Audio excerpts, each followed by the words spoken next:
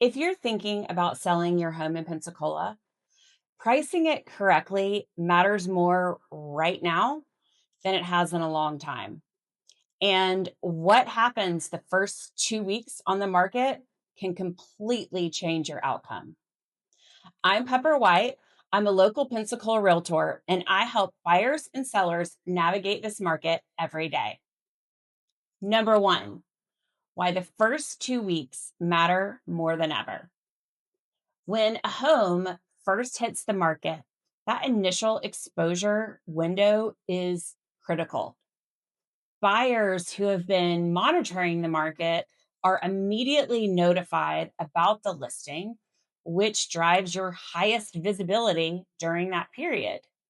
Now, if you're priced correctly, it will generate showings, it will drive urgency, and frankly, even preserve some of your, negotiation leverage. But if you're not priced correctly, then buyers are likely going to scroll by. You will get limited, if any, showings, and your momentum will dwindle. Number two, what overpricing really costs sellers.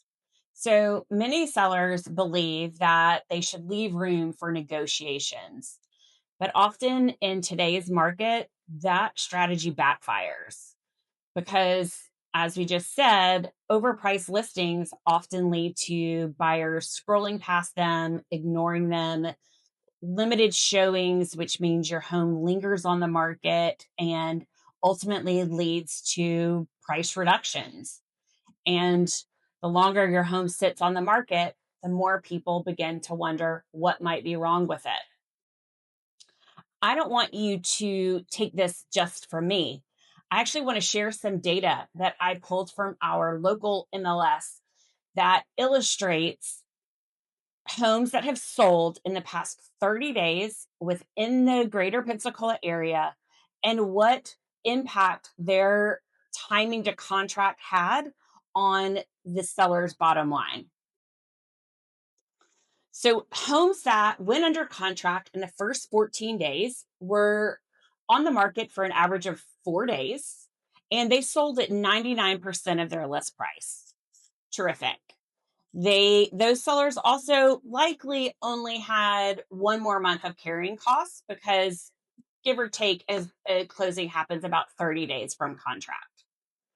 Now, for the homes that went under contract from day 15 to day 30, they were on the market an average of 22 days and they sold at 97% of their list price. And while that's not too bad either, they also, though, likely had another month of carrying costs for a total of 2 months. So that's also hitting sellers in the pocket. And then finally, for those homes that went under contract day 31 and beyond, they were on the market for an average of 117 days and they sold at 96.2% of their listing price. Now, while that may not seem like a very significant difference from those who were under contract in days 15 to 30, what it did mean is they had at least 3 more months of carrying costs for a total of 5 months of carrying costs. And that's just for those that were under contract in that average time period.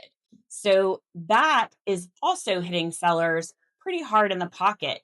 You've got to remember it's beyond just the sales price. It's what it's costing you to continue to run and keep the home. Number three, why testing the market with your price backfires more now.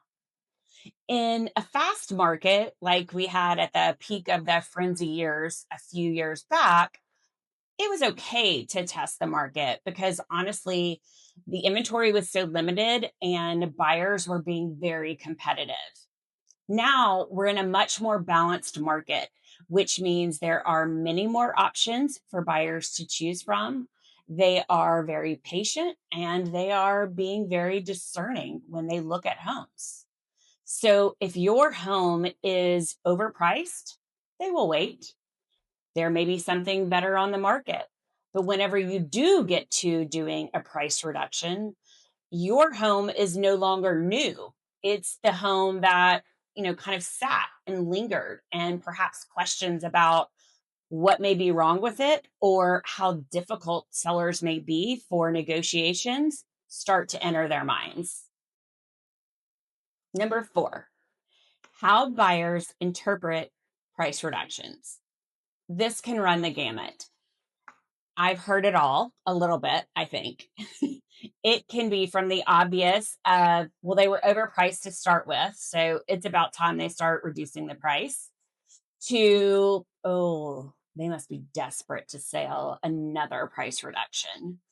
Or it could be that house was currently or previously under contract. Now it's not. There must be inspection issues. There must be something wrong with the house. So they're having to drop the price. The reality is, it can be anything, but all of those are pretty negative connotations for buyers to have. In general, I think the price reductions that you may see, very, small increments that happen frequently, is often contributing to the negative connotations or perceptions that buyers have, versus when sellers do a single price reduction. And what I mean by that is, if you went on the market and you expected to be priced correctly, but the market has now told you not quite, so you do a single price reduction in order to get to where you believe the market is now, that one larger price reduction versus the multiple, what I call death by a million cuts, is typically perceived better by buyers. I've even had buyers say that that seller must be reasonable and understand the market we're in now, rather than trying to be in the market of the peak years a few years back.